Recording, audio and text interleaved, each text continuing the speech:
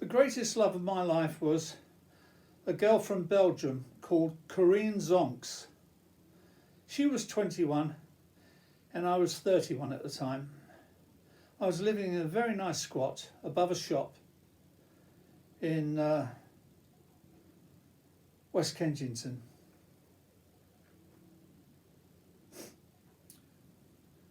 She looked, even though she was Finnish, because in Belgium half of the people are from Finland or Finnish, and the other half are French. Well, even though she was Finnish, she looked French. She had those lips that Brigitte Bardot has, the kissable lips, the pout, which all the girls are desperate to have,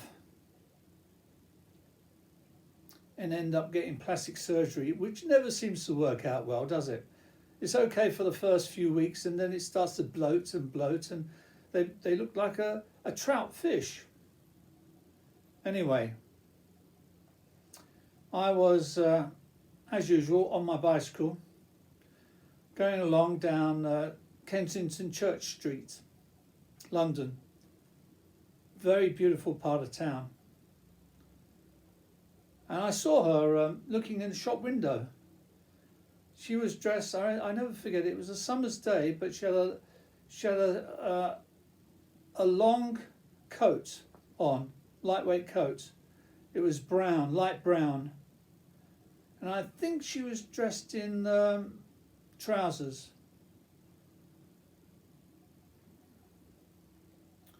Very good looking, as you can see from the photo. She was perfect. She was perfect in looks, sophisticated, extremely intelligent. And within an hour of meeting her, I had her at home in bed. And the funny thing is, going to bed with her didn't excite me that much as I thought it would. I don't know, maybe one has these dreams of having something, and once you get it, the dream was always better than the getting.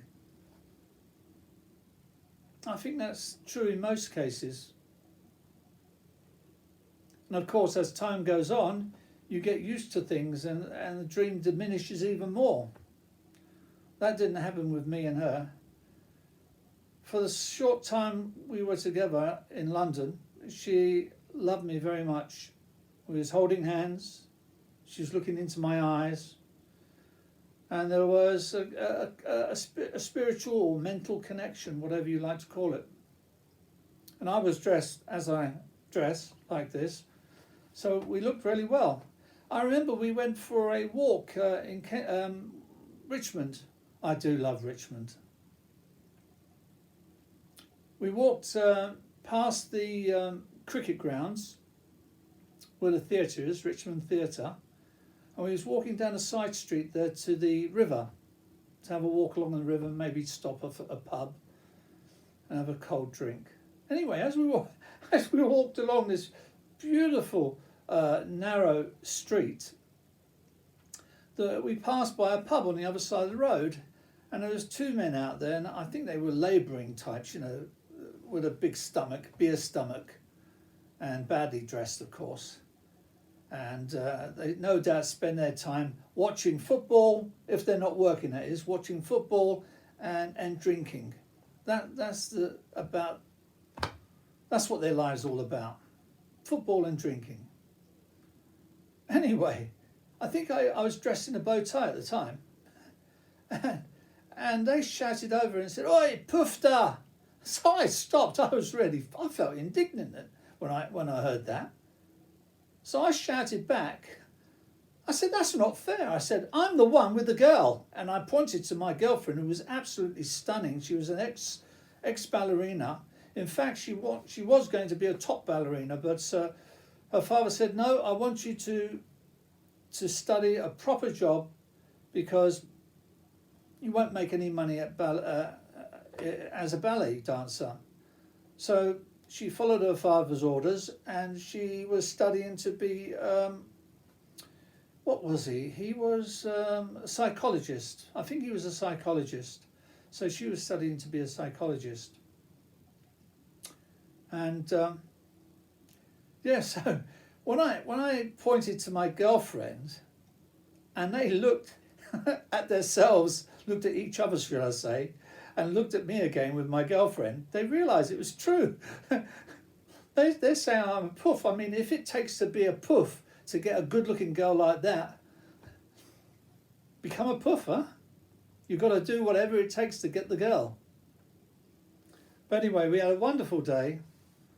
I always have a wonderful day at Richmond, especially Richmond Hill. Such a beautiful view. In fact, on Richmond Hill there's a few famous people. I think Mick Jagger had a place there, top of Richmond Hill. It's supposed to be one of the most beautiful views in Europe. I wouldn't be surprised. You can see down to the island in the middle of the River Thames. Anyway, she was here accompanying her mother. Her mother was coming here for some reason, I'm not quite sure what, but she was staying in a very nice hotel in the centre of London. And so we never got to sleep with each other because she wanted to spend the time in this beautiful hotel. I don't blame her. But she ended up going back to the Brussels, and over the days I became more and more lonely, thinking about her, wanting to be with her. So I had a saxophone at the time. I'm hopeless at playing these instruments because I have a bad memory, you see. Anyway, I sold the saxophone and used the money to go to Belgium. And I found her address, beautiful big high doors like they have on these expensive places. It was like a palace doors, it was so high. It must have been 12 feet high, those doors. And then you open it was double doors, and you open one of the doors to get in, and it was open, I mean, it was unlocked, shall I say, and I got in. And it led into this beautiful passage,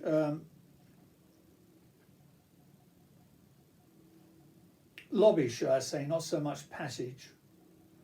And you can imagine, it's similar to, Belgium is similar to Paris, they're just more friendly in Belgium. And you can imagine the stonework on the ground. Must have been years old. But anyway, I was waiting upstairs outside her door, and she came up and saw me then. And we hugged. And I spent quite some time there.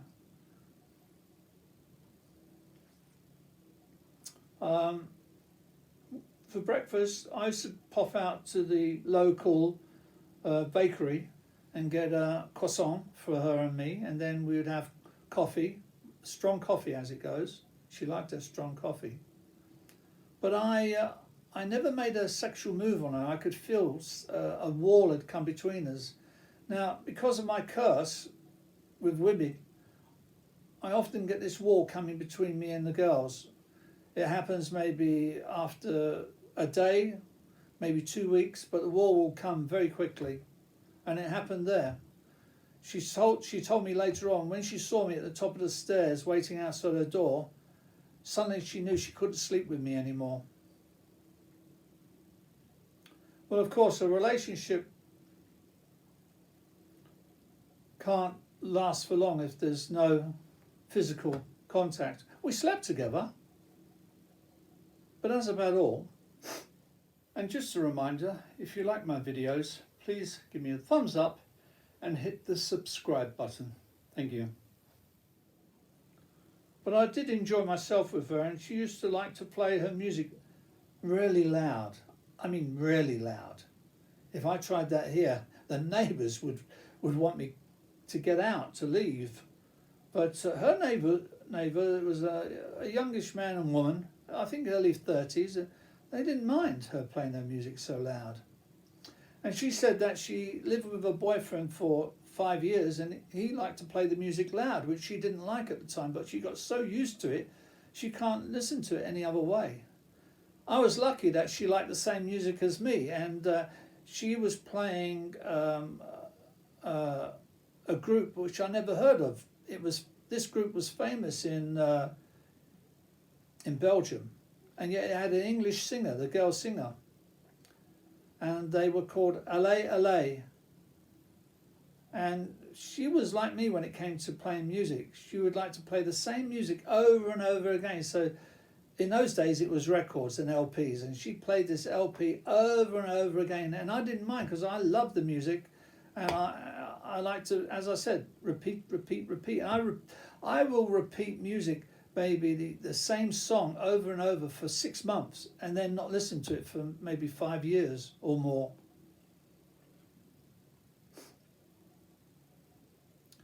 But we used to go quite often to see her friends who all spoke English, because they're all terribly intelligent, her friends. And we used to go and see her friends in a bar somewhere. And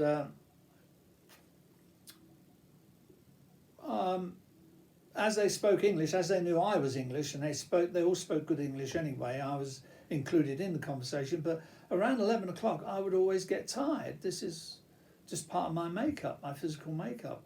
I get very sleepy, so I would get the key and go back to the flat early, and then she would join me later on, maybe 1 or 2 in the morning while I'm fast asleep.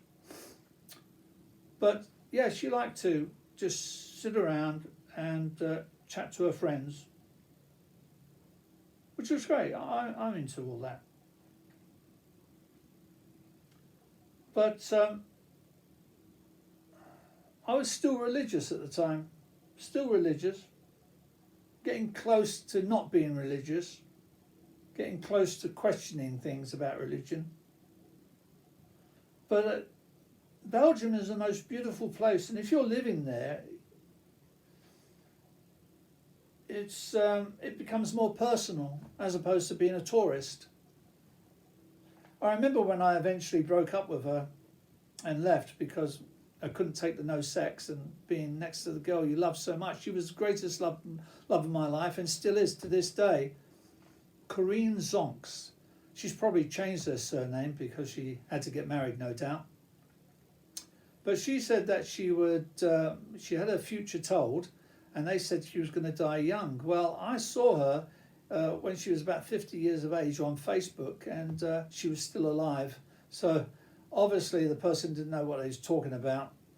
They were a fake.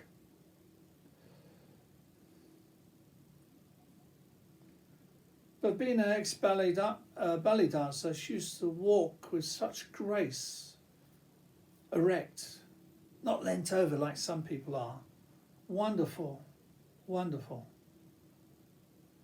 And there was just this quietness and intelligence about her.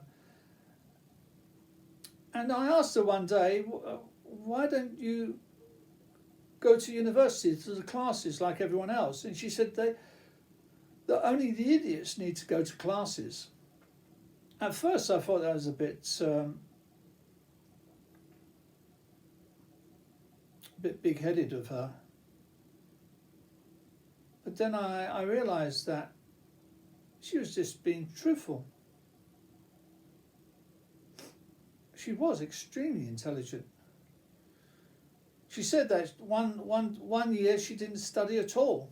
She just couldn't be bothered. She was going to see her friends every evening, in the bars. And they're a bit different, the bars over in places like Europe. They're more friendly than the English bars. The English bars, there's just little cliques all around and no one's really mixing at all. But over there, people do tend to mix. They're more easy, more friendly, more outgoing. So that's the problem with England. But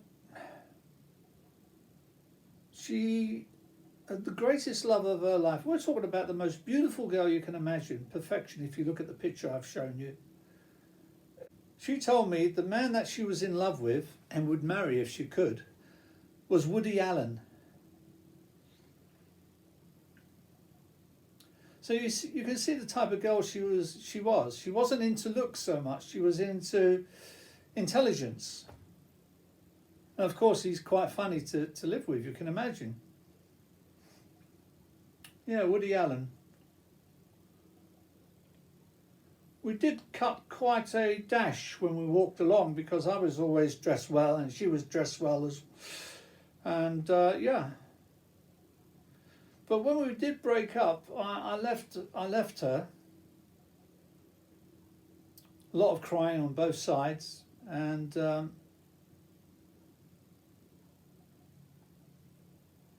but being positive as I am, a positive thinker, I don't give up. I'm always fighting. As soon as I got on the streets, I chatted the girl up within half an hour. It turned out this girl actually was, I think, German, but she lived in London. So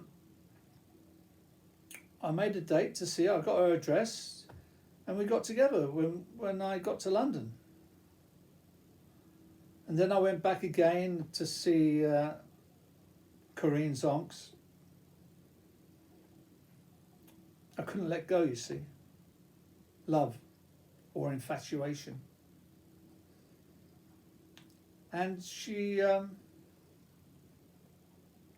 stayed a few nights or so. And then when I went back again, I chatted up another girl on the boat going across the ferry. Blonde girl called Tracy. And ended up having her as a girlfriend. Of course, none of these girls could match up to Corinne Sonkes. Now it's 40 years later. I'm still in love with the girl. I still think of her every week. But of course, if I saw her now, she's an old woman. She's an old woman of 60. Her looks are gone. No doubt her voice has changed as well, and the whole way of behaving has changed. So yeah, it's sad.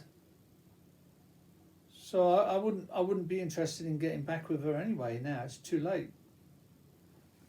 It's all gone.